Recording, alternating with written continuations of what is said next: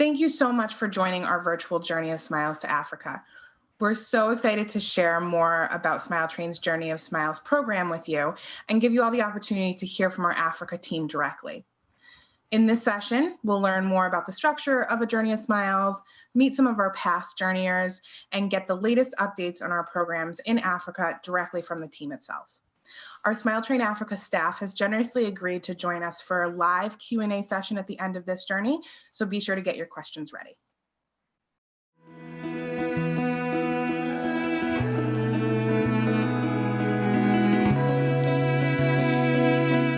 A Smile Train Journey of Smiles is the experience of a lifetime.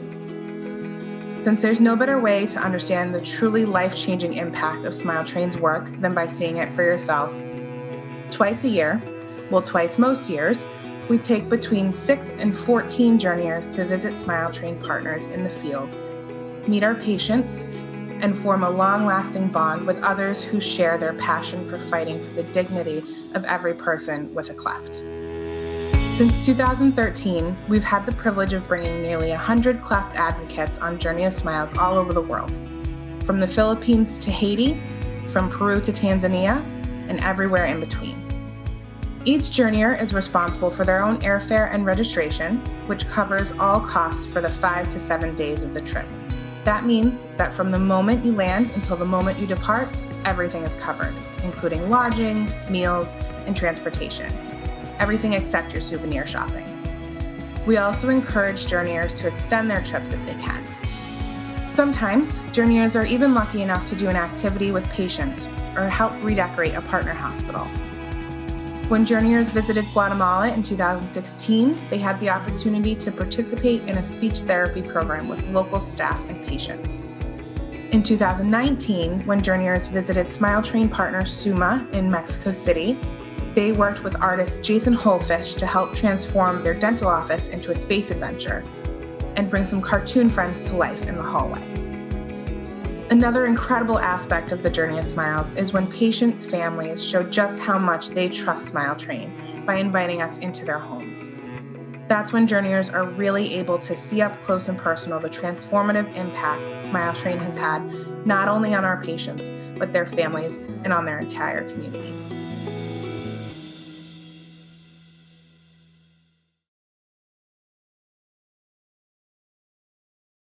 Hi, Catherine. Thank you so much for joining us today to talk about Elevate Destinations.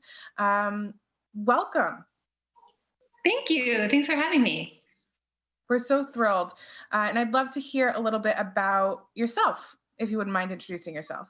Yeah, as you said, my name is Catherine. I work for Elevate Destinations. I've been here for 10 years. I'm the Vice President of Social Impact Travel, and I have run around 160 different types of social impact trips around the world. Well, at our core, we are a responsible travel company. We believe that travel can make the world a better and more equitable place. We vet every corner of our supply chain to make sure, first and foremost, that we do no harm, but more than that, that every single element of our supply chain has a positive impact on the people and the destinations we travel to. And we believe, because we have such a strong ethos to our work, that we also want to partner and work with organizations that also are traveling to destinations to support them.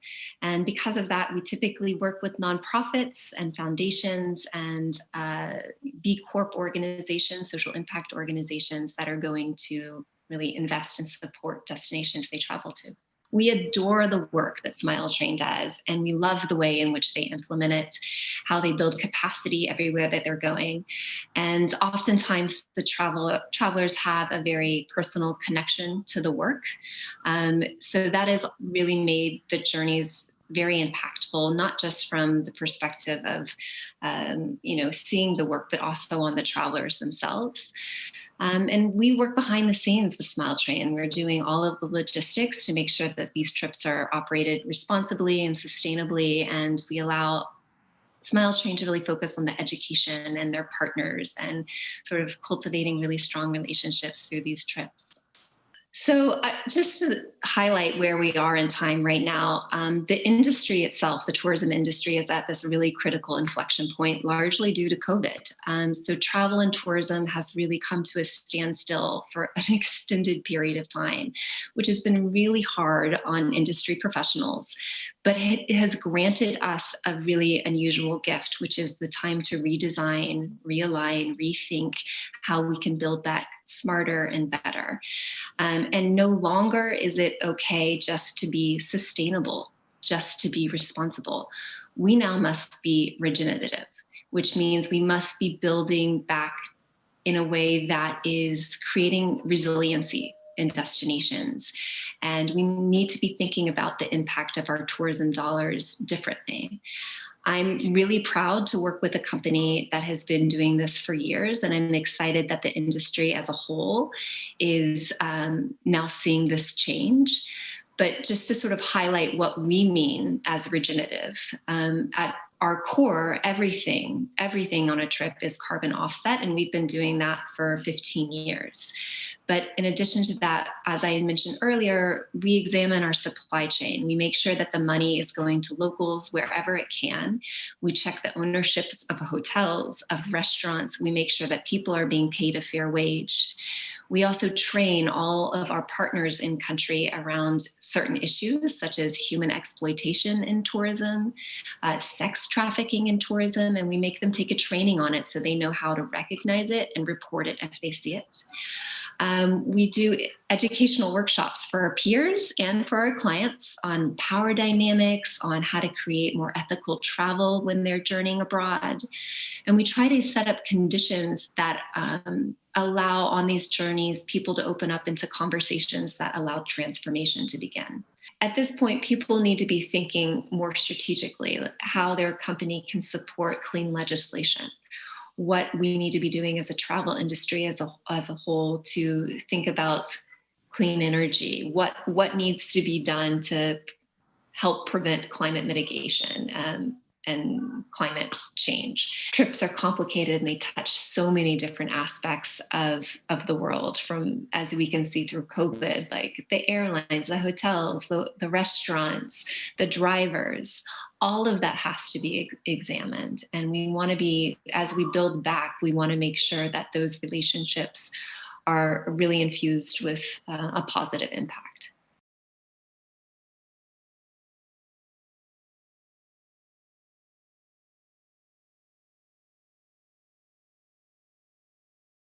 Definitely meeting the kids who had just had surgery, probably, because they still had smiles on their faces. Even though they both went through surgery, and watching the moms' faces. I got to meet a mom whose child was having surgery the next day, and she started crying, and she was worried, and I just hugged her and said, no, it's going to be okay, because I've got to see these doctors, and they're doing amazing work, and her child was going to be okay. Visiting the hospitals and recognizing what they have to go through, it's incredible. And kind of parallel to what I've been through in the United States with my surgeries, it's very different, and it was a really eye-opening experience. We all are similar in many ways, and we all have to help each other and be there for each other, and I think it's important to see that, and I think this trip has really opened my eyes.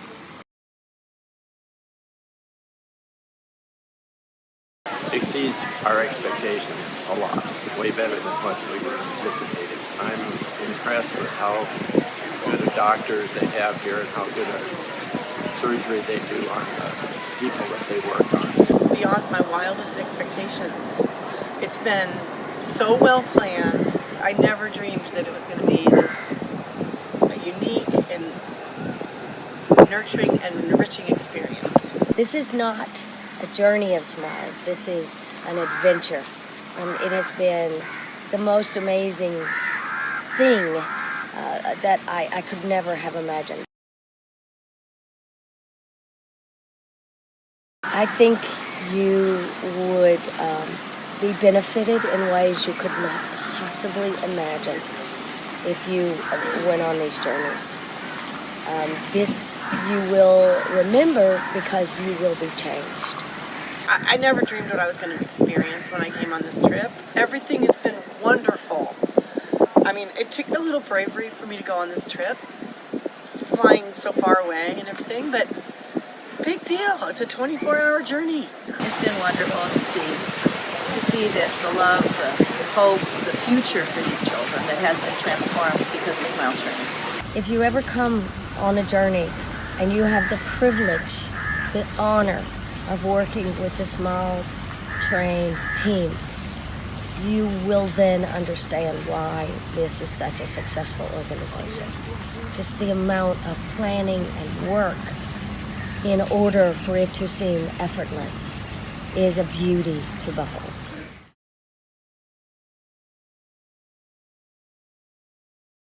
My journey in terms of why like a special moment was probably, well, there's a lot of them. The one that I can kind of think of because I still talk to them now, and I talk to quite a lot of people from the Philippines, is Nathan and his mum. It was quite strange to speak to a mum with a cleft child that had the same cleft as me, and talk to her like I would have, like the words that I would have said to my own mum, if I could speak to her again when I was born, to be able to say that, you know, it's going to be okay because Smile Train are going to look after you. And she sent me a video on his birthday and still sends me updates about him. That really does put a smile on my face. I think probably one of the most memorable moments for me was meeting little Cole, who was at his speech pathology lesson at the university. I think it really showed that Smile Train is committed to seeing the treatment through, and isn't just about the initial surgery, but want to make sure that, you know, each patient gets the best care they possibly can. My most memorable experience was the Mumbai Desert Foundation. In a beehive, everyone contributes to make something sweet. That captures the essence of the Smile Train. Meeting the families, doctors, and direct caregivers was a privilege. I loved interacting with the children and hearing their stories and witnessing the love of their parents. I guess my most memorable experience of the Philippines was on our very first day, where we got to meet the beautiful partners at the Mabuhay Desert Foundation. This was a very touching moment for me, obviously interacting with the patients themselves, but also seeing, I guess, the emotion in their eyes and, you know, the real worry and the despair that a lot of them had felt, but also listening to a little bit about their personal stories and understanding what actually got them there to the Mabuhay Desert Foundation. That was a very uplifting moment for me, and very enlightening, knowing that the Smile Train was right behind each and every one of those journeys into that foundation, and what an amazing job that those individuals do. I can't imagine a better group of people to have experienced all this with. We went there wanting to learn a little more about Smile Train and ended up learning that and more, including your stories. It was all of you who made our journey of smiles to the Philippines truly life-changing. I signed up to become a frequent smiler, and I can say that 12 months on, I'm continuing to donate monthly to Smile Train, and every month it makes me just remember the trip we had and what a wonderful time we had, and I remember all of you guys each month, which is really lovely. I would like to say a very personal thank you from the bottom of my heart, and a very heartfelt thank you to the Smile Train for organising the trip. As I said before, it was a life-changing experience, and I really would very much love to join you guys on another trip. From the bottom of my heart, thank you, everyone from the Journey of Smiles. You are my family. And thank you, Smile Train, for bringing them to me. Speak soon. One of the best things about a Journey of Smiles is the opportunity to meet Smile Train staff, medical professionals, patients, and their families face-to-face. Journeyers report that their experiences gave them a deeper understanding of how Smile Train partnerships are structured and the real on-the-ground issues that our staff and partners are working through and how they're working to improve. Going into 2020, Smile Train was looking forward to hosting 2 Journey of Smiles, one to Mexico in July and another to Kenya in November. Unfortunately, as we all know, our plans had to change very quickly. There was so much enthusiasm around both of our Journey of Smiles, especially the one to Kenya, that we wanted to highlight the region and its incredible partners, even if we couldn't do it in person. That's why I'm so thrilled to introduce you all to our Smile Train Africa staff members who will be able to talk more about our programs across the continent. My name is Sisiwe Yona, but everybody just calls me Yona, and I am the Southern Africa Program Director for Smile Train. I handle the countries that are further south on the African continent, which also include Mozambique, where Zaina comes from. So Zaina is an amazing little girl. She's from a town in Mozambique, which is called Pemba. Pemba is a very beautiful town.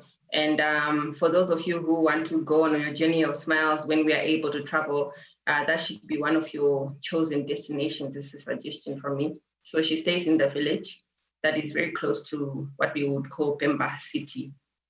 And one of our partner hospitals, Hospital Central Provincial de Pemba, is there.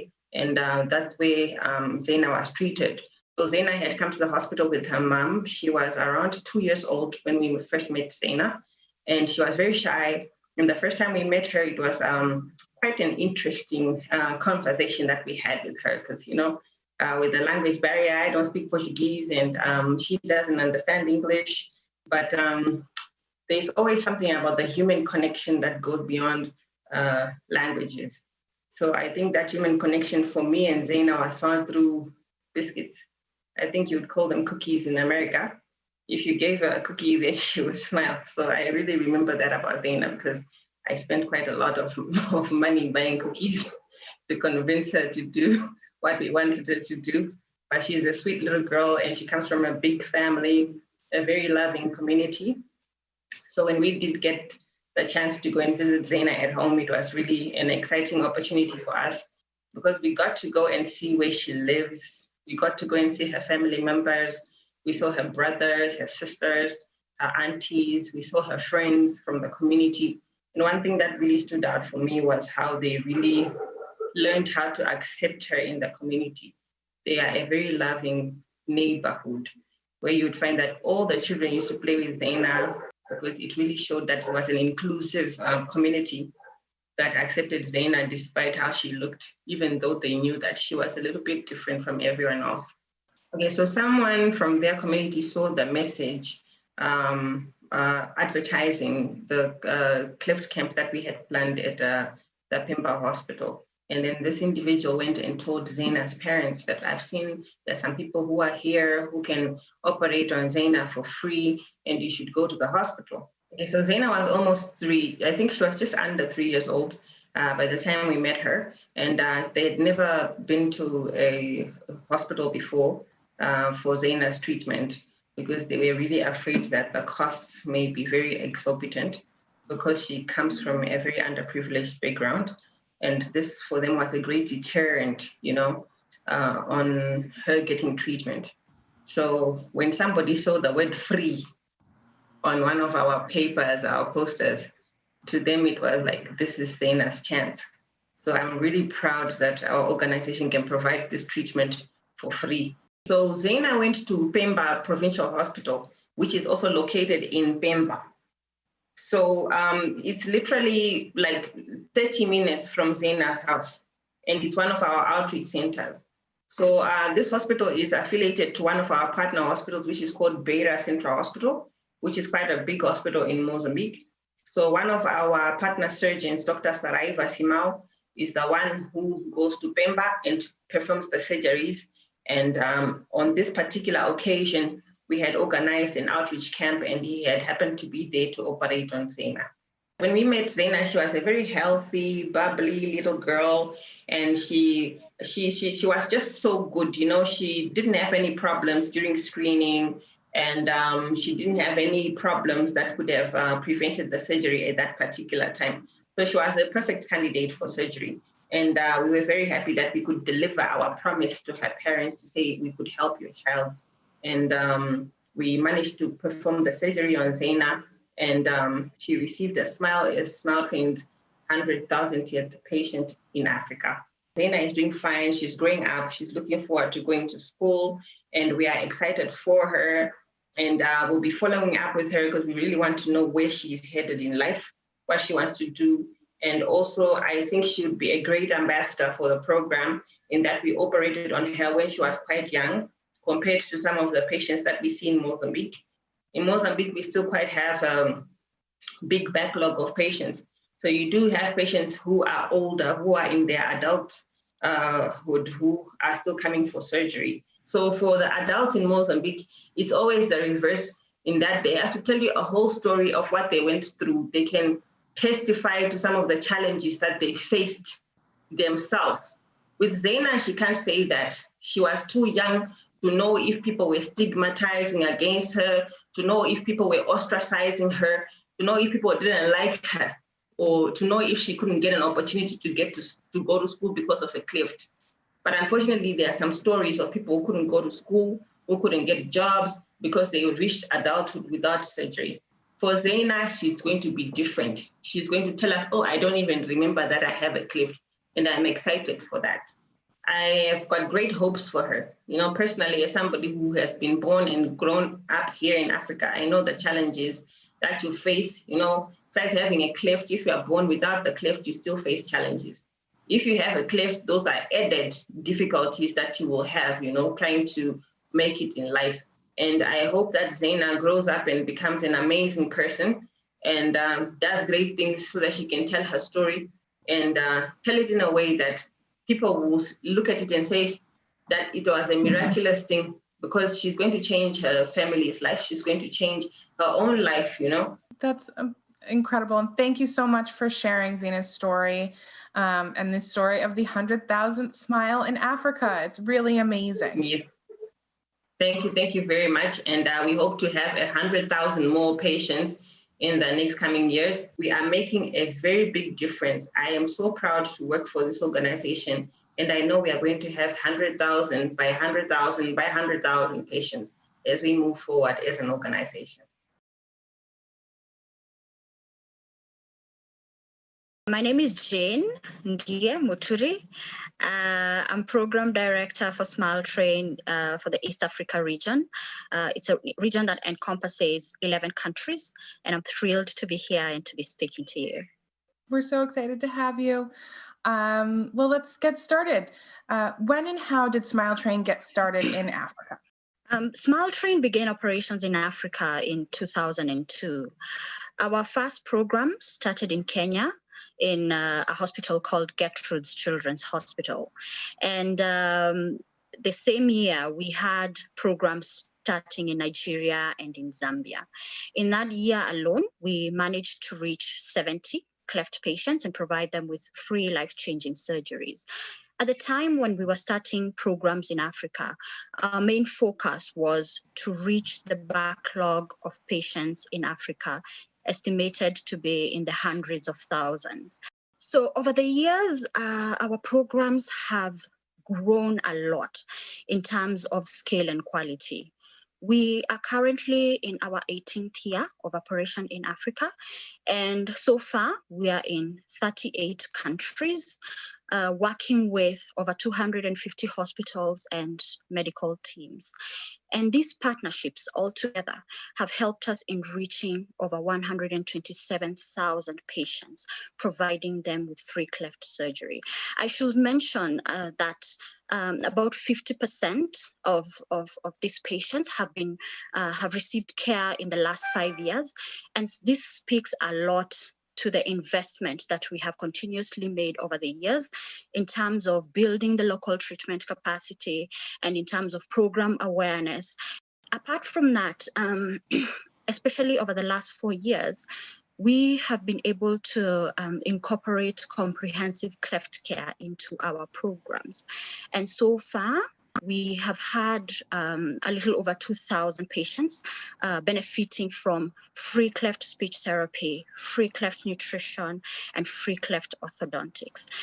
One more thing I'd like to point out is the continuous medical training opportunities that we have been providing for our partners. The Nursing Care Saves Lives course was developed in Uganda, and it seeks to provide skills to nurses in providing care to patients both pre-op and post-op. And this training has been run in numerous countries in Africa, reaching over 500 nurses. And what we have seen is that the tools that we provide in this training are fully incorporated in most of the partner hospitals that we work in, which speaks a lot to us helping them to improve their hospital systems. We don't believe that one size fits all. For every region, every country we go in, we check what the needs are and we tailor make training opportunities based on what those needs are. So we've run numerous trainings for surgeons, for anesthesiologists, for nurses, for speech therapists, for orthodontists, and also for cleft nutritionists. Partnerships have been very key in furthering our programmatic work at SmileTrain. And here I'm not just talking about partnerships that we are involved in the treatment of patients, but also those that help us in program awareness and also in furthering our training initiatives. Our collaboration with government health ministries, especially through the community health department, and our involvement with community-based organizations have been very key in helping us provide mass education in especially demystifying clefts. You know, just letting the community know that a cleft is not a curse, a cleft is not witchcraft, it's a congenital condition that is treatable. And under the SmileTrain program, treatment is available for free. And so the community involvement does not just help us in reaching patients, but it helps the community be part of the solution in providing this treatment to the people that really, really require it. And one special mention is that when we started the COSEXA, awarding the COSEXA scholarships about 4 years ago, 3 of the people who were awarded the scholarships were from Rwanda, which is a country that just has 2 plastic surgeons. So it's really exciting that 1 year from now, we're going to have, double the amount of plastic surgeons in Rwanda, which will really go a long way in strengthening the country's health systems. I'm Dr. Nicole Buba, and I'm the program manager for SmileTrain in CEMAC Zone. CEMAC Zone is a Central African countries, and I'm based in Central African Republic. Great. Well, we wanted to talk with you about SmileTrain in Africa in 2020, a really interesting year to highlight. So we wanted to go over what this year's looked like for our partners and staff. So like all other partners and staff around the world, we have been impacted by the occurrence of COVID-19. Even if we have relative low numbers in comparison with the rest of the world, given varied strengths and vulnerability, we can notice that the impact in Africa is more economical. Our staff and partners have been advised to strictly follow the safety measures, and any non-essential traveling has been suspended for the staff. Partners and staff are fortunately keeping well and safe. And have our partners been able to utilize telemedicine during the year? The COVID-19 pandemic enabled us to come up with ways to leverage on technology in our cleft care delivery. So some of our partners in Uganda and Kenya were engaged in provision of telemedicine for nutrition services. Other partners in Nigeria developed a WhatsApp platform on speech to give homework to the patients. For those without access to smart devices, they are encouraged to meet a neighbor or a local telephone vendor who has the required facilities to send pictures to the dedicated line, including information on patient identification. Observing the safety measures during the pandemic, we also have been able to run some physical trainings. During the COVID-19, the African Medical Advisory Council of SmileTrain released an advisory on temporary postponement of all surgical programs from April 1st to May 31st. So this resulted in 90% decrease of our surgeries compared to 2019.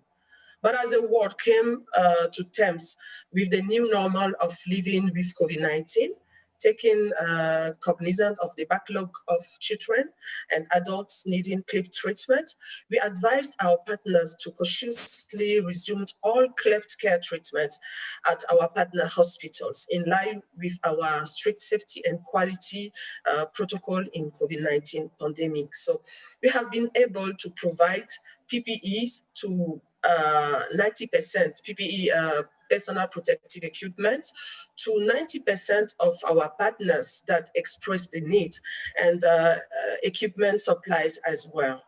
We are also providing SMILE grants to help with transportation of the patient from the allocation to hospitals for surgery.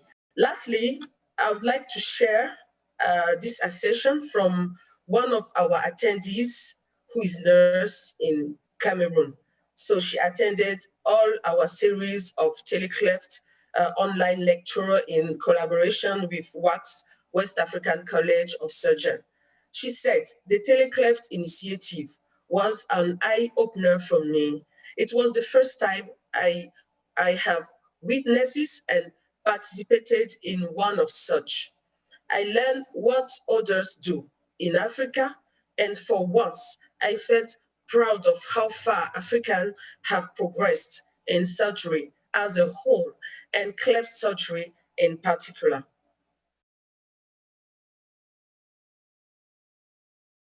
Comprehensive cleft care started in 2016 in Nigeria. In Africa, we started with 2 partners as a pilot program, but it has scaled up to 40 partners around Africa, and more than 2,000 patients has been benefited from the comprehensive cleft care. And this comprehensive cleft care has been scaled up to so many countries in Africa. We have the orthodontist cleft care program, which is running in Western Central Africa, in East Africa, and 150 children have benefited from the orthodontist cleft care. Many of them hardly smile outside, but after the orthodontist care, even when they are going through the orthodontist program, you could see them smile openly. We also have robust nutrition program, which is running in African region, and with this nutrition program, 2,000 cleft malnourished babies have benefited from it. It has addressed the problem of malnutrition, which have added significant value to the life of a cleft patient. We also have speech camp, which enables the children to come together to see each other, to know that, oh, I'm not the only one having this impediment. There are other children having speech impediment. Speech therapy camp brings them together, and it helps the parents to also build a strong network with the children, the speech provider, and also apart from the speech camp, they also have individual therapy, which they come one-on-one few days in a week to receive the therapy with the speech provider in our different facilities in Africa. A lot of children have benefited from it. In the last 5 years, I see every partner in African region running comprehensive cleft care. at least one or two, if not all together in the program, because I have seen this significant value in the life of a cleft child. So in the next 5 years, I would like to see it all over Africa, that every country in Africa is running comprehensive care, so that we'll be able to reach more children to change their smiles. We'll be able to reach more children to give them confidence. We'll be able to reach more children to give them meaning of life. We know that many of the cleft children, they hardly associate because they have low esteem. They are shy. They don't speak up because, like the ones that have speech impediments, when they speak, their colleagues laugh at them. But when we have this program running in every center in African region, we are sure that every child born with cleft that needs orthodontist care, speech impediment, nutrition is being reached. And with this, we know that the Smile Train Africa will be on top in everywhere around Africa, creating the smile, changing the world one smile at a time. Our patients have a lot of challenges. The first one being shame and stigma around having a cleft child. That would be at the forefront, because they are stigmatized as a result of the cleft, and the cultural and the beliefs in rural country, in the rural area especially, makes it very difficult for them to come out and seek help. The other thing is the lack of awareness in terms of availability of the cleft care service that we provide. So we're not able to, we're doing a lot, but it's not easy to create awareness in rural communities where they don't have access to information. The other thing is lack of education, lack of resource, and lack of access to internet to find out where they can get help. So especially in rural communities where we find our cleft patients, it's really, really difficult to get information, to get access to resources and information. Our partners have a lot of challenges. The first being the lack of basic infrastructure, not having enough supplies in hospitals. Infrastructure could be road, access to patients, being able to mobilize and create awareness in the community, poor transportation system, and the fact that medical centers are not fully equipped to provide cleft treatment, lack of professionals, nurses, anesthetists that are trained. The other challenge they have, and it comes out very strongly in many of the countries that we work in, is the fact that when they have a lot of patients coming in, it's very difficult to accommodate them, to provide them with an adequate shelter, especially during this COVID season.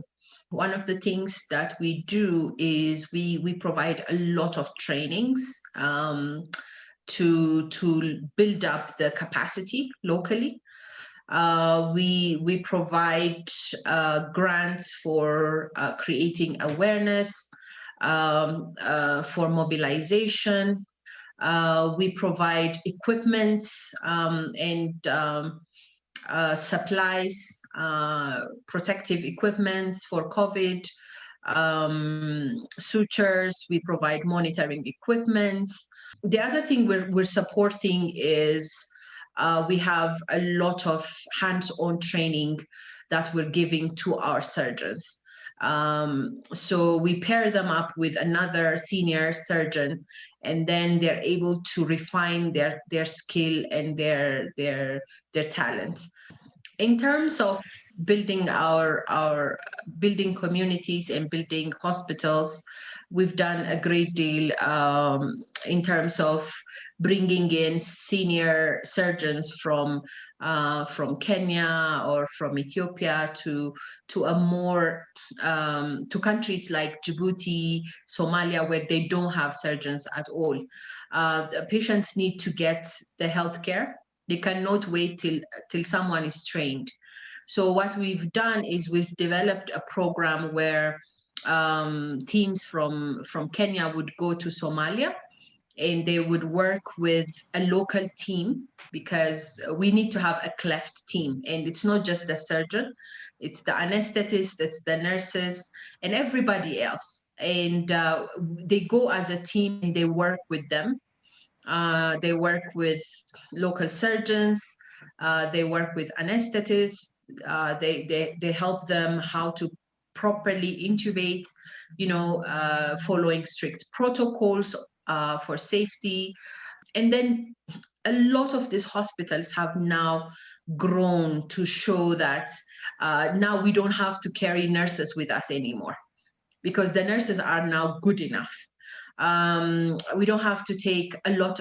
We used to take 3 anesthetists at a time. Now we only have to go with 2. We don't need a third one. So this knowledge transfer and skill transfer is one of the success stories that we can talk about, particularly in Somalia.